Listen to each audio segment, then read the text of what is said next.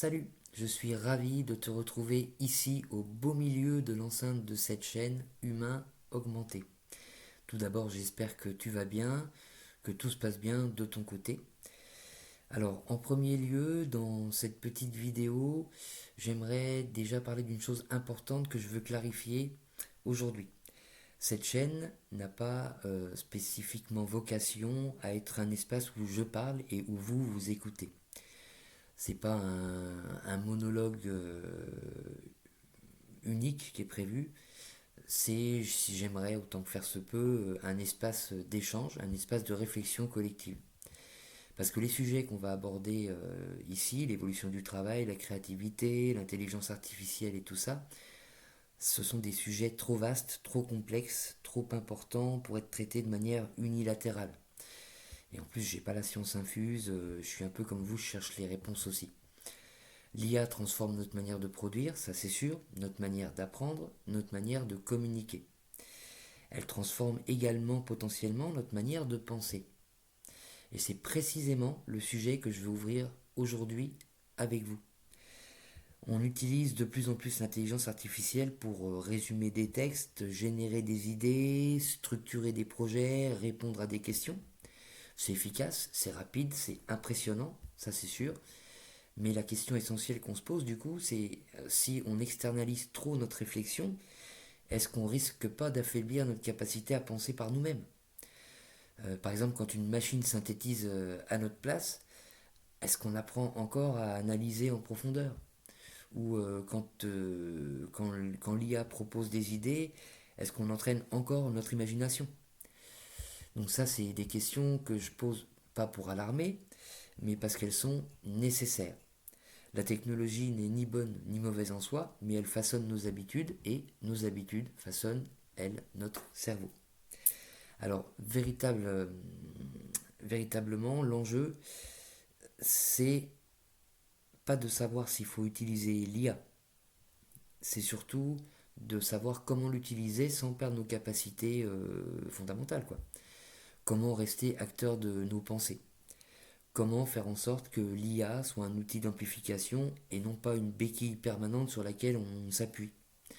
C'est exactement pour ça que cette chaîne, elle doit être un espace d'échange. Parce que j'ai encore une fois pas toutes les réponses, parce que personne ne les a encore, à mon avis, totalement.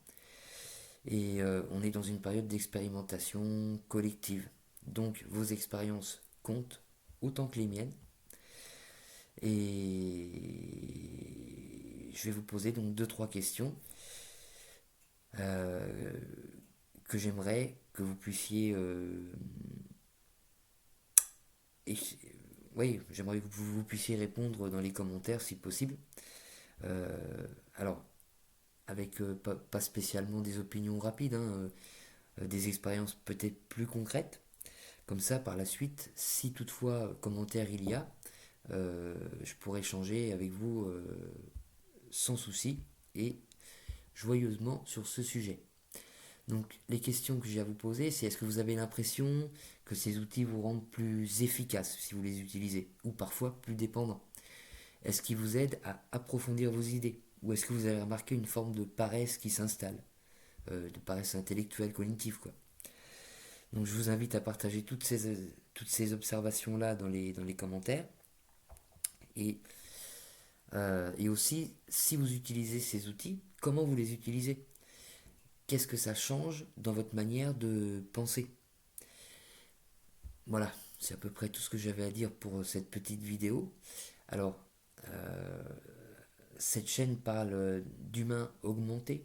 Hein, vous l'aurez bien compris, c'est le mot que j'adore utiliser, l'expression. Mais elle doit aussi parler d'humain responsable. Et quoi de plus responsable que d'échanger entre nous? Voilà. On ne subit pas l'évolution, on apprend à l'incarner. Et pour l'incarner, il faut qu'on réfléchisse tous ensemble. Donc dans la prochaine vidéo, je répondrai bien évidemment aux commentaires éventuels qu'il y aura. Et dans tous les cas, je parlerai d'un premier sujet concret qui décortique l'IA. Pour moi, qui est la première phase la plus importante, c'est connaître tous les éléments qui existent de l'IA et chaque fonctionnalité qu'il a et comment il se nomme. J'espère que cette vidéo t'aura plu, j'espère que tu auras de quoi partager ton expérience.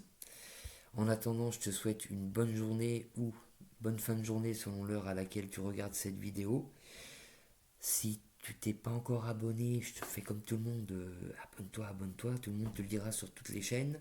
Donc je fais comme tout le monde à ce sujet-là, pas de panique. Voilà, et en attendant, je te souhaite une bonne continuation et j'espère te revoir pour la prochaine vidéo avec beaucoup de choses sur lesquelles on va échanger. Allez, salut!